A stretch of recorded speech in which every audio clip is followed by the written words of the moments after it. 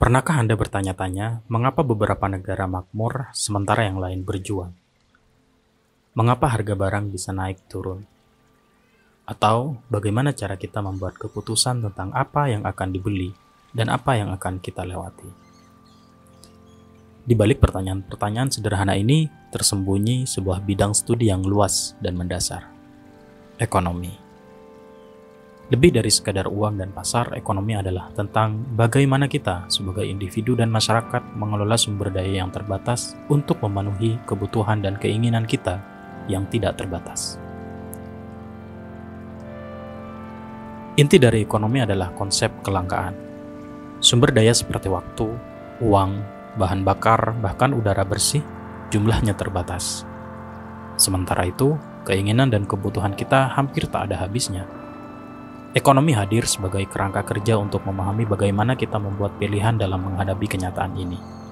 Ini adalah studi tentang bagaimana masyarakat memutuskan apa yang akan diproduksi, bagaimana cara memproduksinya, dan untuk siapa produk tersebut distribusikan. Bayangkan Anda memiliki sepotong kue yang harus dibagi kepada beberapa orang.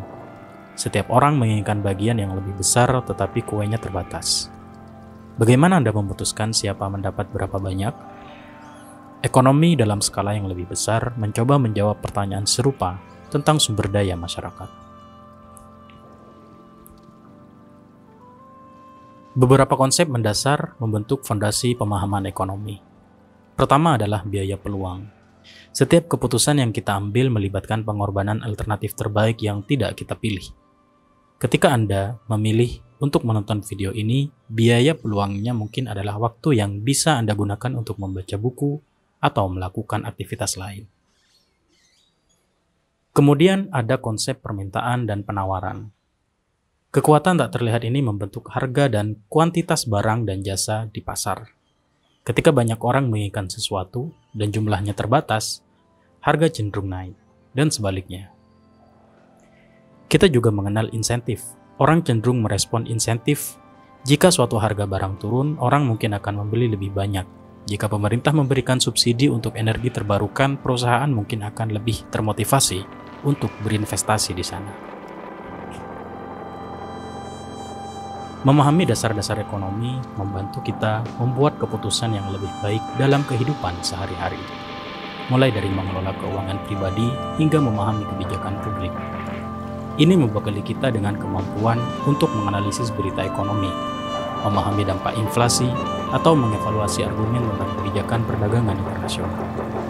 Lebih dari itu, pemahaman ekonomi adalah kunci untuk berpartisipasi secara cerdas dalam masyarakat dan berkontribusi pada perbedaan tentang bagaimana kita dapat menciptakan dunia yang lebih makmur dan adil.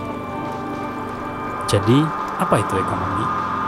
Lebih dari sekadar angka dan grafik, ini adalah studi tentang pilihan, tentang bagaimana kita berinteraksi dengan sumber daya yang terbatas, dan bagaimana keputusan kolektif kita membentuk dunia di sekitar kita. Memahami prinsip-prinsip dasarnya adalah langkah awal untuk membuka jendela wawasan yang lebih luas tentang bagaimana masyarakat berfungsi. Apa pendapat Anda tentang divisi ekonomi ini? Konsep ekonomi apa yang paling menarik bagi Anda?